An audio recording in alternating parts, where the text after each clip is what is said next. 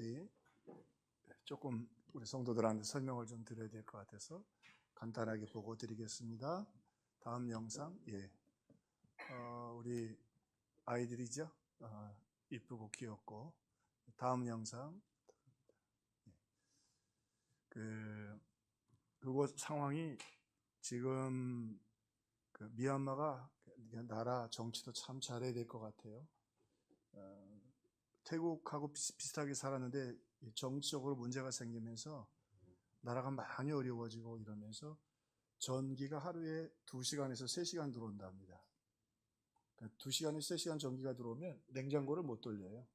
음식이 다 상해요. 다 어떻게 되냐면 그나마 남을 건 다 튀겨야 돼요. 기름값도 올라가고, 그리고 미얀마에서 살 수가 없으니까 하나님의 은혜로 선교사님들이 이제 거기다가 소식을 듣고 사람들이 굶어 죽어가니까 음식을 조금 나눠주기 시작했어요. 사람들이 모이게 됐죠. 저기도 지금 기숙사고 학교 식당인데, 자, 그러면서 교회가 세워졌고 예배 드리는 분들한테 식사를 대접했고 소문이 나서 사람들이 몰려왔고, 몰려하다 보니까 제일 시급한 게 뭐니까 아이들 학교 교육인 거예요. 선교사님들하고 사모님들이 어느 정도 석사 이상 공부를 하셨으니까 유치원 전공한 분들도 계시니까 유치원을 세웠고, 또 그 모습을 보고 갔던 단기 선교팀들이 후원을 해줘서 그 다음에 초등학교가 건물을 허스름합니다만 창고 같지만 그래도 아이들한테 그게 학교가 되고, 놀라운 건 그렇게 자란 아이들이 난민들이잖아요. 그 아이들이 주를 위해 살겠다고 신학교에 한 50여 명의 학생들이 모여져 있어요. 참 하나님이 하시는 일이 얼마나 놀라운지. 식당의 모습인데, 그 중에 왜 기숙사가 더 필요하느냐? 버려진 아이들이 많아요. 부모가 어쩔 수 없이 버리고 상황 때문에 버리고, 그 버려진 아이들은 거기 기숙사에 있으면서 선교사님들이 돌보게 되었던 거죠. 그런데 놀라운 건 그들의 그 환난과 시련이 예수를 믿고 하나님의 자녀가 되게 하는, 미얀마에서는 교회가 세워지기 거의 어렵습니다. 오히려 그 국경에 나오면서 오늘 말씀을 전하겠습니다만 흩어진 나그네가 되면서 오히려 복음을 받게 되었다. 다음 영상, 기숙사입니다.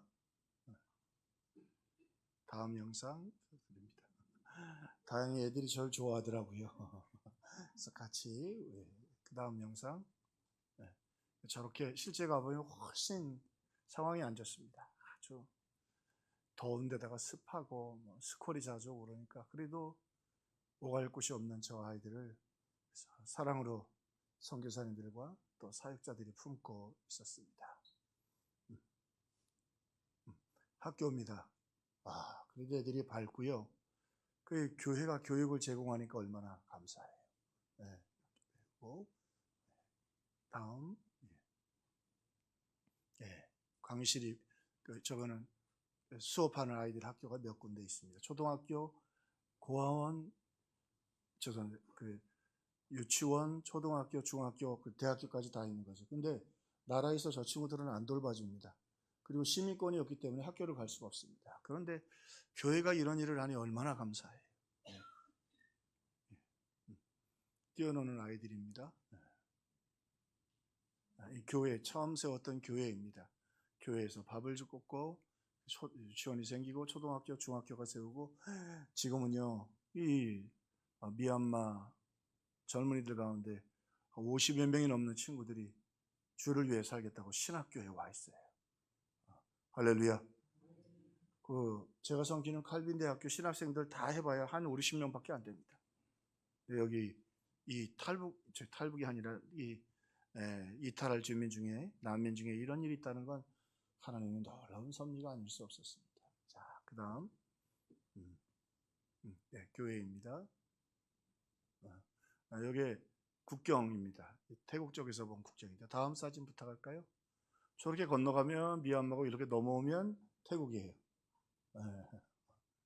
근데 그나마 태국은 훨씬 미얀마보다 살기가 좋고, 넘어오고 나면 시민권도 없고 영주권이 없기 때문에 학교나 이런 아무런 혜택을 받을 수가 없어요.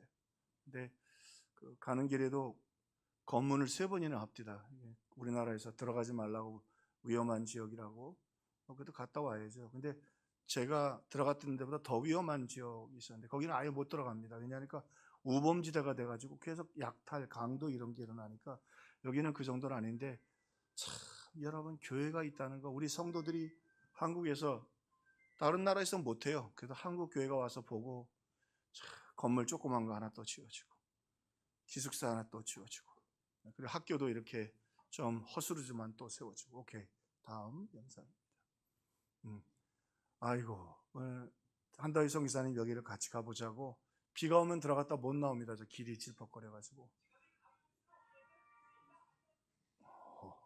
네, 이제 저기 사연이 있는데, 그렇게는 신학교를 나와서 졸업하고는 이제 그래도 대학교를 졸업한 거죠. 정규대학은 아니지만 우리도 정규대학 아닌 대학이 많으니까 대학교를 나왔는데, 나가서 돈을 벌어도 되는데 목회하겠다고 저렇게 남의 땅을 빌려가지고 임시 건물로 풀로 지어놓은 거예요. 근데 여기 주일학교들이 30-40명씩 모여요. 참 마음이 뭉클합시다. 하나님은 그래도 신학교 졸업하고 4년, 그 다음에 거기 담당하는 전도사님이십니다.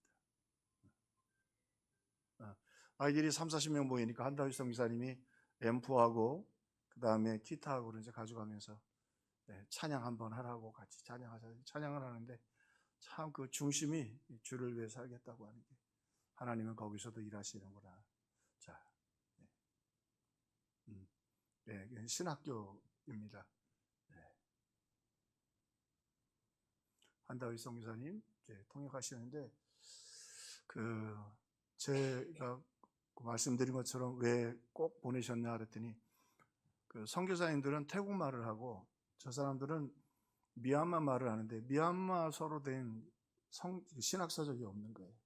사모님이, 한다희 성교 사모님이 미얀마어를 잘하세요. 그래서 제 교재를 갖다가 번역을 하고 신학교에서 쓸 수 있도록. 또 감사한 건 영어로 와서 강의해 줄 분이 필요하다 그러더라고요. 왜냐하니까 선교사님들도 미얀마 말을 못 배운 거예요. 그냥 생활 영어만 했는데. 근데 생각지도 않게 이 미얀마 사람들이 영어를 좀 한대요. 영어를 하면 어느 정도 다 알아듣는다는 거예요.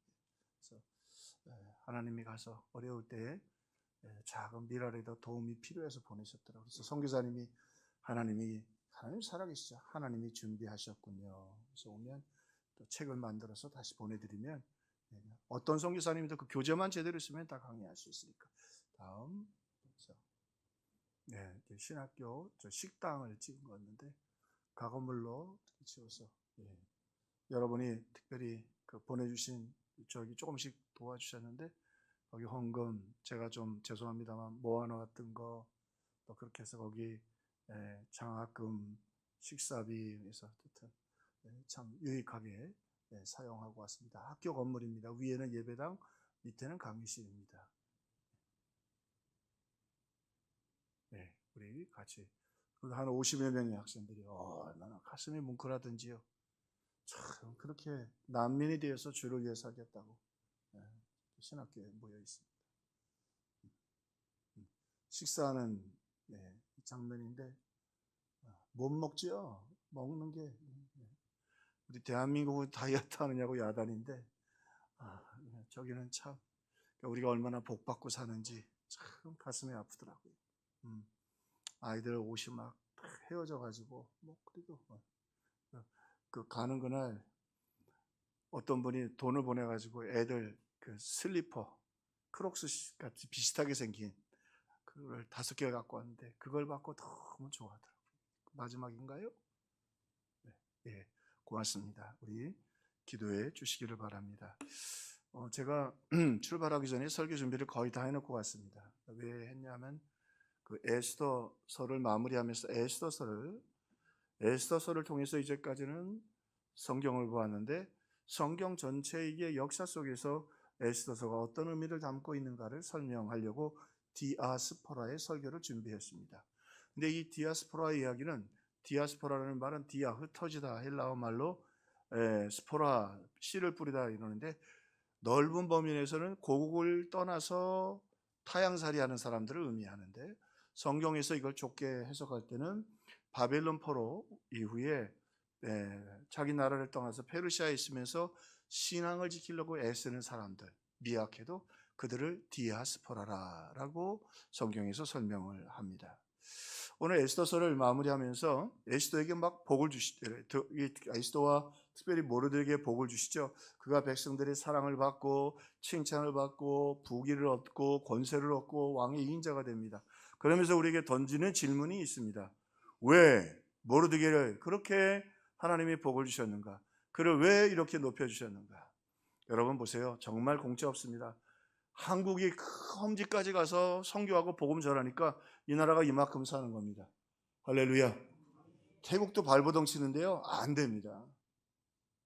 이 불교 믿는 사람들은 신앙도 잘 받아들여야 되는 게 다음 세상이 있으니까 그냥 착하게 살면 되지. 그래서 물어봤어요, 선교사님께. 착하게 삽니까? 눈 가리고 아웅이라는 거예요. 그렇지 않다는 거예요.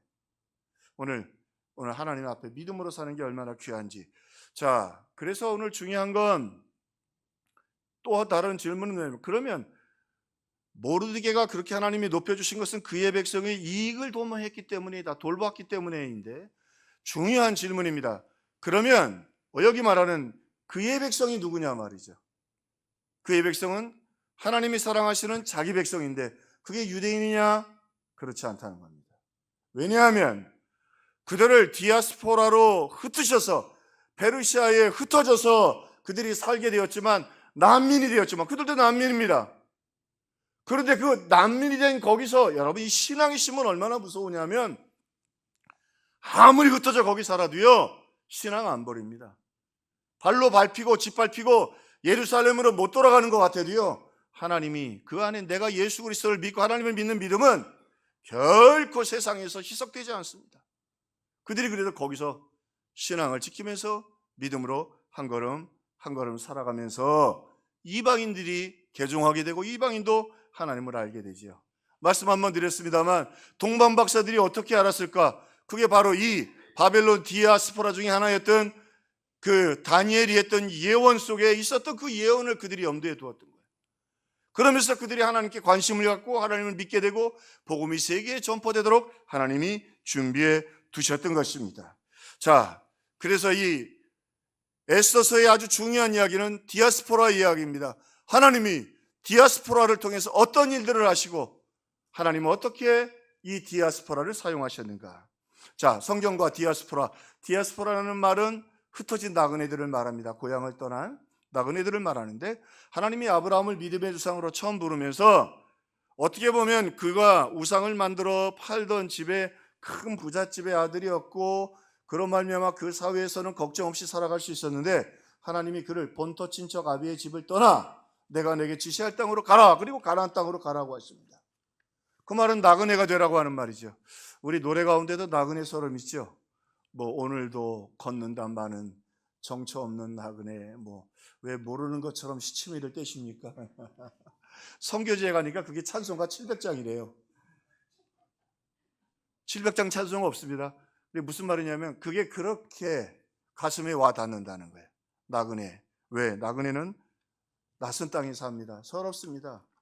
심지어 이 고대 사회 속에서 나그네는 대접받지 못했을 뿐만 아니라 혹시 목숨을 잃는다고 해도 아무도 그를 보호해 주지 않았습니다. 직장 들어가기 어려웠습니다. 소외감, 외면, 언어적 단절. 우리도 외국인 노동자들 얼마나 사실은 소홀하게 되었어요. 우리 교회도 존이라고 하는 그 베트남 젊은이가 있었습니다. 예배를 잘 나왔어요. 근데 그 한 친구가 또 한국에 와가지고 그 목동에 가서 축제하는데 참석하다 경찰에서 붙잡혀서 그날로 베트남으로 추방당했어요. 왜? 불법 체류자니까. 그래서 항상 눈치를 봤어요. 항상 눈치를 보고. 그래서 어느 날 한 2년 나왔는데 어느 날 안 나오시더라고요. 또 다른 곳으로 숨어가. 이렇게 나그네로 산다는 건 서럽고 힘든 거예요. 그런데 이 하나님의 베드로나 우리의 인생을 나그네로 만들 때가 있습니다. 직장도 안 돼서 나그네가 되고, 자녀의 문제 때문에 나그네가 되고, 건강 때문에 나그네가 되고. 근데 그 나그네가 될 때 우리가 하나님이 보이거든요. 대부분의 사람들이 언제 예수님을 만나냐면 나그네가 되었을 때. 아브라함이 의지할 때도 없죠. 그전에는 아버지와 함께 그 지역에 우상을 만들어 팔으니까 얼마나 거기서 주도적인 삶을 살고 풍성한 삶을 살았는지 모릅니다. 보호받으며 살았습니다. 나그네로 나오니까 아무도 보호해 주지 않고 지켜주지도 못합니다. 하나님 한 분 외에는 자기를 도와줄 사람이 없어요. 조금 우리가 비관적으로 말했지만 아내도 팔아버릴 수밖에 없는 상황이 돼요. 내 스스로 내 아내도 지킬 수 없는 게 나그네의 삶이에요. 근데 하나님이 믿음의 조상, 믿음의 사람을 세우시면서 그를 나그네로 만드셨어요. 나그네로 보내셨어요. 죄송합니다. 때로는 가족을 잃기도 하고 가족을 떠나보내기도 하고 나그네가 됩니다. 그런데 오늘 그 나그네 될 때 그 외로운 그 힘겹고 어려운 삶 가운데 주님이 찾아오시고 주님이 위로하시고 격려하심을 통해서 오늘 믿음의 사람으로 그들을 하나님이 강하고 담대하게 만들어 가시는 것이었습니다. 바벨론 포로는 전형적인 디아스포라였죠. 그들이 페르시아에 다 흩어져 있었습니다. 흩어져서 정말로 예루살렘으로 돌아갈 희망이 없는 것 같이 보였지만 하나님은 예루살렘으로 돌아가게 하셨고 돌아가지 못하고 남아있는 디아스포라 흩어져서 그렇게 겨우 그저 먹고 살기 위해 살아남은 그들 가운데도 하나님은 은혜와 사랑을 그들에게 베풀어 주셨습니다.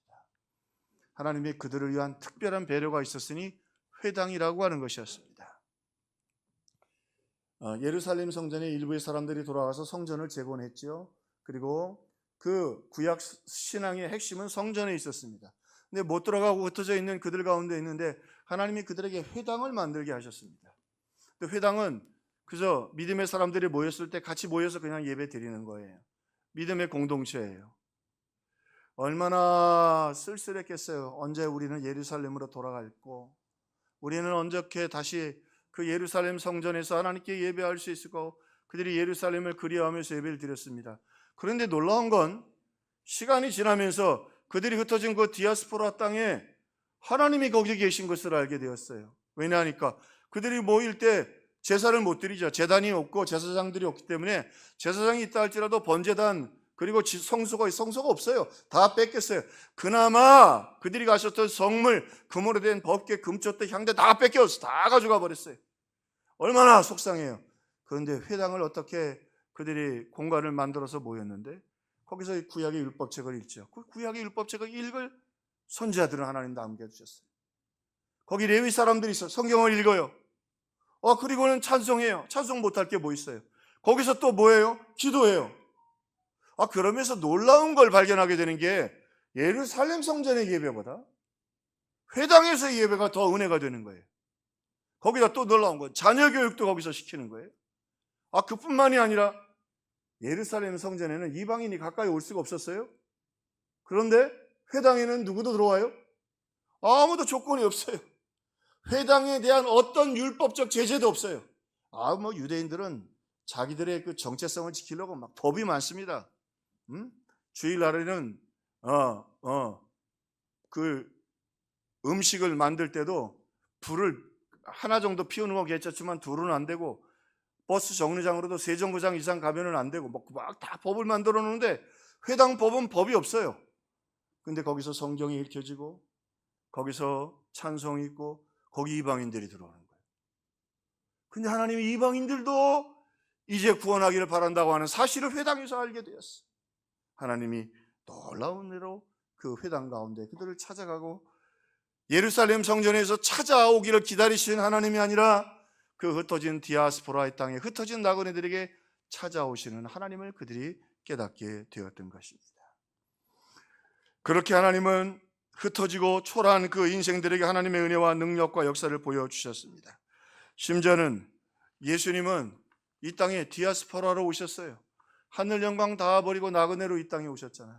그래서 예수님이 소외당하시고 외로움 당하시고 때로는 모욕을 당하시고 고통을 당하셨어요. 나그네이셨기 때문에 그래요. 예수님도 스스로 자신을 나그네로 소개하십니다. 인자는 머리들 꽃조차 없도다. 방 한 칸도 없다는 말이에요. 예수님 그렇게 사셨어요. 그러기에 나그네 인생들, 잃어버린 자들, 고통당하는 자들을 위로하시고 그렇게 돌보아 주실 수 있었어요. 요한복음 예수님에 대한 아주 중요한 그 정체성에 대한 설명이죠. 말씀이 육신이 되어 우리 가운데 거하심에 The Word became flesh. dwelling among us. 예수님이 육신이 되셔서 우리 가운데 거하셨다. 그래. 우리 가운데 거하셨다. 우리 가운데 찾아오시고 우리 인생이 나그네 되었을 때, 정말 소중한 걸 잃어버렸을 때, 어제도 밤새 비행기를 탔더니 좀 힘들더라고요. 전화가 왔어요. 서미경 따님한테서, 목사님, 어머님이야, 목사님을 너무 보고 싶어 하세요. 자다가 말고 문자 보고 일어나가지고 머리 빗질하고 바로 갔어요. 갔더니 주무시더라고. 깨어난 다음에 목사님 왔다 갔다고 좋아하시겠지. 내가 너무 깨우지 말라 그랬어요. 오늘 그렇게 참 힘들고 어려우니까 목사님 얼굴이라도 보고 싶은 거죠. 그처럼 우리 인생이 나그네 되고 힘들고 어려울 그때 주님 우리 곁에 회당을 통해서, 우리 말씀을 통해서 우리 성도들과 함께 하시고 지켜주시고 돌보시는 하나님, 그게 바로 디아스포라의 하나님이시다. 세상은 디아스포라들을 밟고 멸시하고 천대하지만 우리 주님은 그리 안 하신다 말이죠. 이번에 말씀드린 것처럼 검문도 3번씩이나 하고 쉽지는 않더라고요. 비행기 타고 가서 거기서 또 5시간을 들어가야 돼요. 대부분 상당수의 분들이 치앙마이까지는 오는데 그 매소까지는 안 가려고 하신대요. 그 나라에서도 가지 말려고 하고 하긴 하는데, 근데 가서 보니까 우리 주님의 이 디아스포라를 향한 사랑, 그 난민들이잖아요. 그 먹고 살기 위해서 살기 어려워서 태국 국경으로 넘어왔어요. 근데 주님은 선교사님들을 먼저 보내셔서 거기서 먹을 것을 주게 하시고, 왔는데 자네들 교육을 할 방법이 없는 거예요. 태국에서도, 태국도 가난한 나라니까 그 난민들은 또 범죄율이 높아지잖아요. 애들 학교를 못 보낸다. 그런데 선교사님들을 거기 먼저 보내셔서 교회를 세우고 먹을 것을 주고, 또 거기서 그들을 교육시키고 그들이 거기서 예수님을 만나고 새 삶을 살 수 있도록, 참 우리 주님은 디아스포라의 하나님. 거기서 그 예수님이 먼저 선교사님들과 함께, 그들은 도망 나오고 쫓겨나오고 살 수 없어서 나왔지만 예수님은 거기서 2팔을 벌리고 기다리고 계셨습니다. 그들을 맞아주시고 그들에게 양식을 주시고 복음을 주시고 그들에게 살 길을 주셨다. 거기 신학교지만 여러분 생각해 보세요. 그래도 대학교 나온 거 아니에요. 그래서 온 친구들도 꽤 많아요. 그래도 그 신학교 나오면 대학교 나온 거예요. 대학. 중학교까지는, 고등학교까지는 정식 졸업장이 다 주어지고 말이죠. 하나님은 그렇게 그들의 힘들고 어려운, 심지어 그 미얀마의 난민들까지도 다 기다리고 계시며 그들을 품어 주신 것입니다. 심지어는요, 우리 예수님은요, 이 땅에 우리 가운데 나그네로 오셔서 나그네를 돌보하셨을 뿐만 아니라 성경에 보니까 예수님이 주로 나사렛, 가버나움, 갈릴리 이런 지역에서 사역을 많이 하셨어요. 예루살렘보다. 이게 어떤 지역이냐면 나사렛이나 가버나움이나 갈릴리 다 가난한 지역이고 혼혈이 많고 이방 사람들이 들어왔던 거예요. 유대인들은 이방 사람들을 굉장히 부정하게 여겼어요. 그런데 예수님은 그들과 함께, 이 나그네들과 함께 많은 시간들을 보냈어요. 가나안 여인도 이방인 여인이었어요. 예수님 다 품어주시고 그들의 기도를 들어주셨어요. 심지어는요, 우리 예수님은 얼마나 나그네들을 사랑하셨는지 레위기 21장 17절로 23절, 유대인들이 생명처럼 지키는 말씀 중에 하나요. 너희 자손 중에 결점이 있는 자는 나와서 그의 하나님께 음식을 드리지 못할지니, 다시 말하면 성전에 나오지도 못하고 제사도 못 지리는 사람들이 있어요. 그게 누가 있냐? 눈 먼 자, 다리 저는 자, 지나치게 몸이 크거나 작은 자, 그들은 여호와께 나와 화제를 드리지 못할지니. 성전에 나오지 말라는 거예요. 근데 회당이 얼마나 놀라우냐면, 회당은 성경에 율법적으로 규정이 되어 있지 않으니까 이런 규정이 없어요. 예수님 그래서요, 예수님이 미움받은 것 중에 하나는 자꾸 회당에서 병든 자를 그것도 안식일에 치료하셨어요. 안식일에 병든 자를 성전 앞에 나오지도 못하게 했는데, 심지어는 갈릴리로 찾아가시고, 예수님 어떻게 하셨죠? 한센병 걸린 사람, 눈먼 바디메오, 그러죠? 심지어 하혈하는 혈루병 걸린 여인 참 부정하게 여겼어요. 주님 만지라고 하시고 만져주시고 말이죠. 그 나그네 인생들에게 우리 주님은 직접 나그네가 되셔서 만나주시고 돌봐주시고 은혜를 베풀어 주셨어요. 그리고 말씀하셨어요.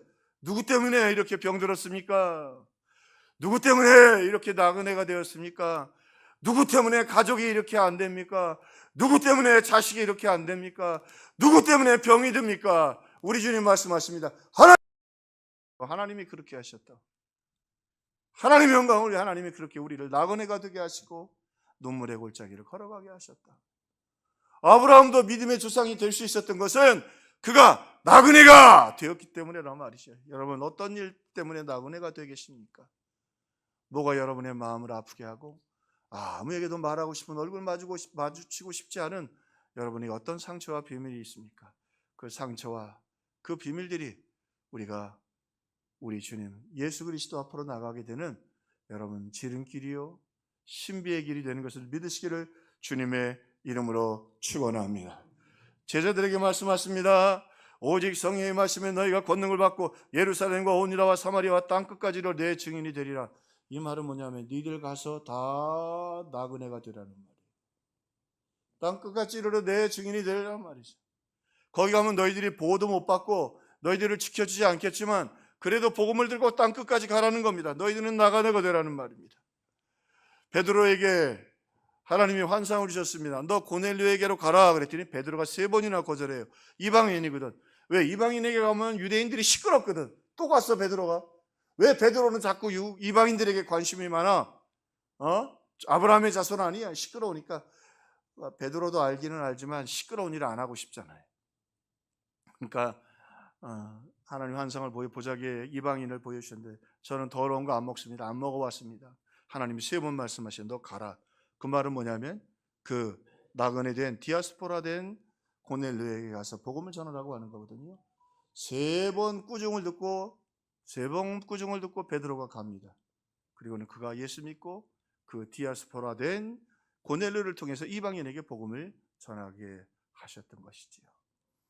우리 2부 때도 몽골 교수님 되시는 분이 예배 계속 드리고 계십니다. 그래서 몽골 사역할 수 있으면 언제든지 말씀하십시오. 예, 목사님 그렇게 하면 참 좋겠습니다. 오늘 우리 제가 섬기는 학교에만 해도 2,000명 정도의 외국인 학생들이 있습니다. 옛날에 노동자가 왔는데 이제는 외국인 학생들이 공부하러 왔습니다.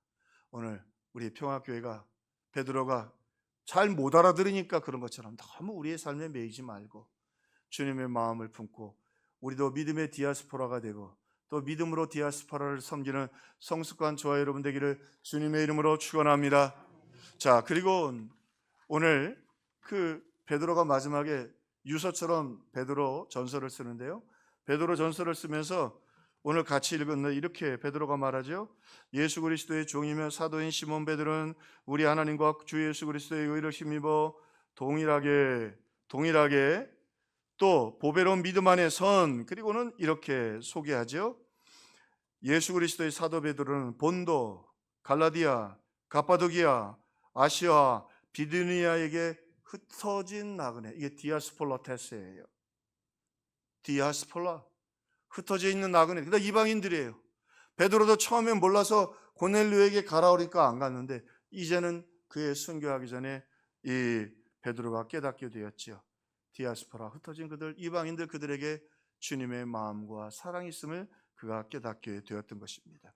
그리고 그의 마지막 고난당하고 흩어져 있으니까 어차피 나그네들은 어려움 당하잖아요. 그들을 위로하고 격려하기 위하여 베드로 전후서를 씁니다. 힘내십시오.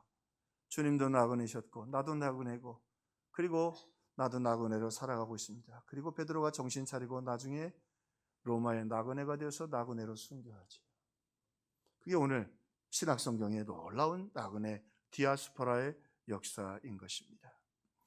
오늘 그러므로 이 말씀을 들으면서 우리의 생각을 좀 정리할 필요가 있습니다. 저와 여러분도 다 복음에 빚진 자요. 오늘 우리가 구원받은 걸 하나님의 은혜임을 잊지 않기를 주님의 이름으로 축원합니다. 둘째 날 학장님하고 식사를 했어요. 부부하고 식사를 하고 이제 마쳤는데 한다윗 선교사님이 그러더라고요. 그 사모님이 50대 초반인데 암 수술을 3번, 유방암 수술을 3번 하셨대요. 거기 있으면 안 되거든요. 근데 거기 하나님이 사명을 주셨기 때문에 그 암 수술 3번 한 그분이 거기서 신학교를 지키면서, 상당수의 목회자들도 사역지가 대부분 치앙마이에 있지, 메솥은 차를 타고 5시간을 더 들어가야 되는데 거긴 훨씬 더 환경이 안 좋은 곳인데 거기 신학교를 지키기 위해서 사모님하고 거기 계시더라고요. 말이 학장이지 뭐. 무슨 말씀을 드리려고 하느냐, 우리도 복음의 빚진 자입니다. 너무 내 인재, 내 문제 너무 얽매이지 마십시오. 지금도 굶어 죽어가는 사람도 있고 어려운 사람도 있습니다. 오늘 우리 주님 앞에 서는 그날 그 전까지 잊지 말고 복음의 빚을 갚아가는 저와 여러분들 되기를 주님의 이름으로 축원합니다. 오늘 말씀을 통해 한 가지, 여러분 주어진 그곳에서 우리도 천국에, 우리 시민권이 어디 있죠? 하늘나라에 있습니다. 천국의 시민권이 있으며 이 땅에 사는 날 동안 예수의 향기 나타내고 천국의 디아스포라답게 우리 가족들도 예수의 향기 맡고 예수 앞에 나오도록, 우리 2부 때도 한 집사님의 아드님을 베트남으로 이제 사업하러 가시는데 교회 나와서 등록시키고 그리고 베트남으로 보내시더라고요. 예수 향기 나타내고 가족 전도하고 복음의 사명 잘 감당할 수 있기를 주님의 이름으로 축원합니다. 한 가지 더 생각할 것 있습니다. 우리 주님 앞에 설날 그리 멀지 않을 것입니다. 검문을 하는데 처음엔 그냥 검문하더니 내리래요. 내리라고 그러더니 뭐 사진 찍고 그 왜 가느냐고 그리고 썩 기분이 좋지 않습니다. 군인들이 서가지고 들어갈 때 3번 나올 때 3번 검문하더라고요.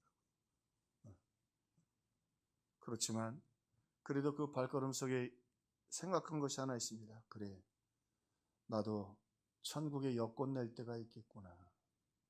그날이 멀지도 않았겠구나. 천국의 여권, 그 여권 뒤에는 다녀온 나라 도장이 다 있거든요. 여권 뒷부분에 내가 어떻게 살았는지 주님이 말씀하시겠구나. 애썼다, 수고했다. 천국에 들어갔는데 그래, 네 집은 저기 있다. 구원을 받았지만 잠시 세상에 내가 살면서 항상 찬송 부르다가 이제 하다가 조금 이렇게 죄송합니다. 제 생일도 있고 좀 그래가지고 조금 모아놓은 돈이 있었어요. 우리 집사람이 여보 다 두고 갑시다. 다 두고 갑시다. 하나님이 채워주실 줄로 믿고 다 두고 갑시다. 잠시 세상에 내가 살면서 우리 평화의 식구들 이제까지도 믿음에 살려고 애쓰고 오늘 이 더위에도 예배하러 나왔는데 잊지 마십시다. 우리도 복음의 빚진 자입니다. 할 수 있는 대로 갚아갈 수 있기를 주님의 이름으로 축원합니다. 여러분도 작은 다 선교사들입니다. 우리도 다 이 땅에 나그네들입니다. 자, 어떻게 하면 한 영혼 구원할 수 있을까? 고넬료 전도, 여리고 전도. 여러분 그래도 저 제일 높은 청년주택 보면서 주여 우리 평화교회가 천국의 놀라운 여기 대사관이 될 수 있도록 도와주옵소서. 할렐루야. 기도할 수 있기를 주의 이름으로 축원합니다. 쭉 지나가다가 숙소 앞에 현대자동차가 딱 있더라고요. 눈이 그냥 촥, 현대자동차. 저 한국 사람이거든요. 모르셨어요? 아이모 코리아. 또 여러분, 그래서 우리는 천국의 시민권 가지고 복음 전하고 하나님 여러분의 기도 들어주실 줄로 믿습니다. 우리도 주님 앞에 여권 내밀 때 있습니다. 너 어디 다녀왔니? 도장 다 찍혀 있거든요. 태국 미얀마 뒤에 도장이다. 애썼다. 내가 천국에서 우리 평화교회 하는 걸 보면 참 마음이 좋았다. 내년에 김밥 사러도 좀 갑시다. 또 뭐 가지는 못하더라도 오늘 청년주택, 오늘 주어진 여기서 예수 향기 나타내고 복음의 빛을 갚고 주님의 뜻대로 살아가서 주님의 오늘 이 모르드게에게 막 영광과 명예와 부귀와 은총을 베풀어 주다. 하나님 그거 주는 거 좋아하시거든요. 우리 성도들에게 이 풍성한 복음의 축복과 또 이 땅의 축복도 받아 누리기를 주님의 이름으로 축원합니다.